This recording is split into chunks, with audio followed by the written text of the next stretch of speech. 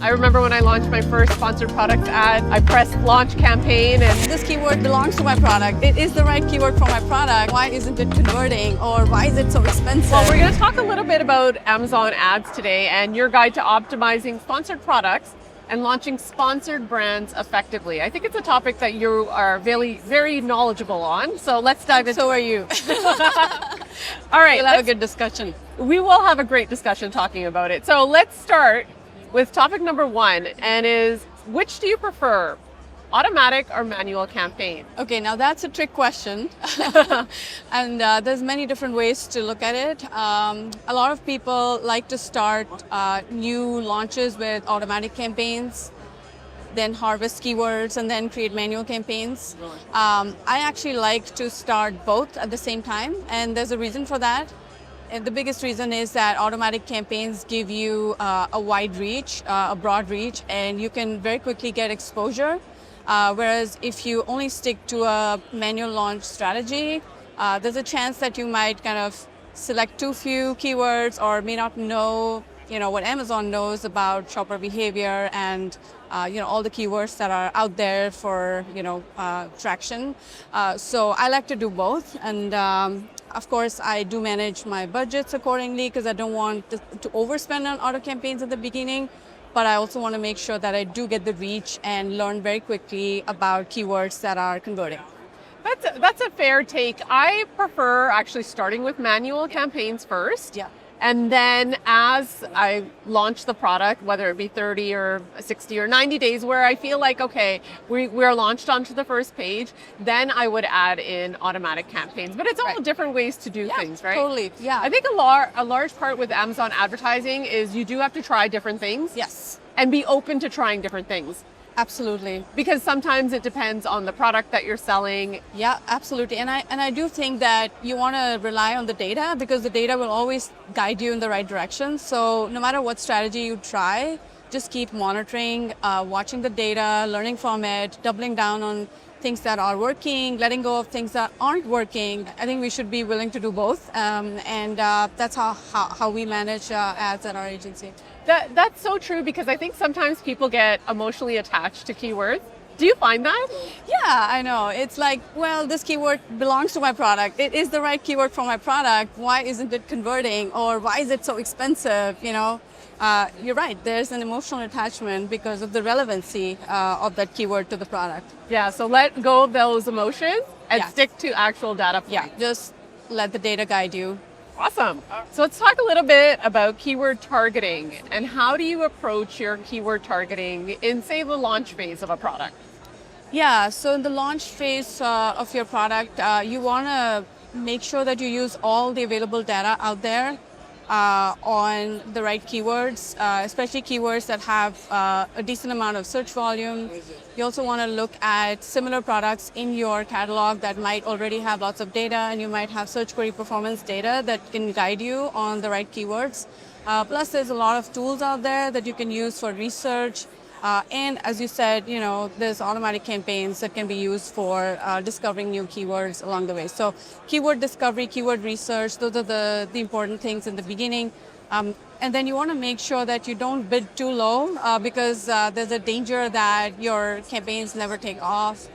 So you want to bid appropriately. Thankfully, Amazon gives you, the bid range, lower to higher, of the past 14 days of data for that keyword. So you can always look that up and you can get an idea of like where you should be bidding, whether whatever the keyword might be, not too high, not too low, somewhere in the middle is a good starting point, I would say. So yeah, so keyword research, making sure you have the right bid, and then also making sure that you're watching your campaigns regularly so that you're giving your campaigns enough budget, they don't get starved of impressions, making sure that they're running throughout the day, and then collecting data and then making decisions about the next steps. Yeah, I think keyword targeting is very, very important in understanding, especially when you're even doing the product research phase, is what I teach people is understand what keywords you think you will convert for. Yeah. So you have a good idea going into the launch that, okay, this should work. And there's a lot of keyword relevancy, right? I think sometimes we want keywords to work, but they may not be relevant to our product or to our brand. Yeah. And so you end up spending money that maybe you don't want to, and you should better allocate that money to keywords that do convert and up the budgets in those keywords. Totally agree. Yeah. Awesome. So let's talk a little bit about product targeting for manual campaigns, and what is your approach to that? I love product targeting, and I think it's underutilized. Most people just think about keywords and they go after all the big keywords. But I'll tell you why I love product targeting. It's because you're essentially targeting people by placing your ads on other people's pages, which means that these are pre-qualified hot leads that have already opted into that funnel. And then you're just inserting yourself into that funnel and saying, yeah, here's my product. You're allowing your product to be up for consideration. And so it's a much better way of, targeting the right people, because they've already decided that they want whatever it is, like the Bluetooth headphone or whatever, and you're on that page. So I like product targeting for that reason, because you're in front of the right audience. Second thing I would say is that product targeting can be, cheaper. Like I've noticed that bids on product targets are much less competitive as compared to keywords, and things are getting very crowded. If you're just going after keywords, there's many products, whereas for product targeting you have a lot more options and you have a lot more inventory on product detail pages, on various other places on the Amazon platform that you can utilize. Yeah, because the product targeting campaigns are usually already where the customer's already clicked and kind of confirmed that they most likely will be purchasing this product. Correct. When they sway over to your product, there's a reason they've swayed over and clicked that. And they may forget instantaneously what the other product was if your features and benefits are highlighted neatly and nicely in your actual listing. Absolutely. So let's get to the next question. What are some important key takeaways that you want to share about sponsored products and sponsored brands? So I would say, these two vehicles are really great for getting your products in front of your ideal customer. You just need to figure out the formulas for how to do it right. You want to use the right product type or the ad type for the right purpose. And as long as you can, learn all the different stages of a customer's journey and map them nicely to these ad types and placements that are available to you, you can really do a great job with getting the exposure you need and doing it profitably, right? So we didn't really talk about metrics that much, but I think that watching your metrics and watching the right metrics is so important, because that's what will set you apart from someone who is very efficient with their ads. So you want to be very mindful of all the numbers. Like, it's not just throwing up an ad, you also want to see how those ads are performing over time. Yes, that is really important. And also not to get overwhelmed. I think especially if you have, say, maybe less than 10 SKUs, it's very easy to get overwhelmed with all of the different advertising features that are made available by Amazon Ads, which we all love.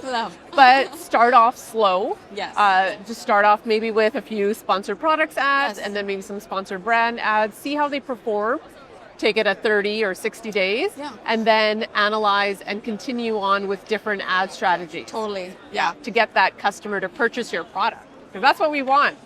Awesome. Well, Ritu, I just want to thank you so much for your time. You provided some great insights about sponsored brands and sponsored product advertising. Is there anything else you want the viewers to know about, or any key takeaways that you want to share?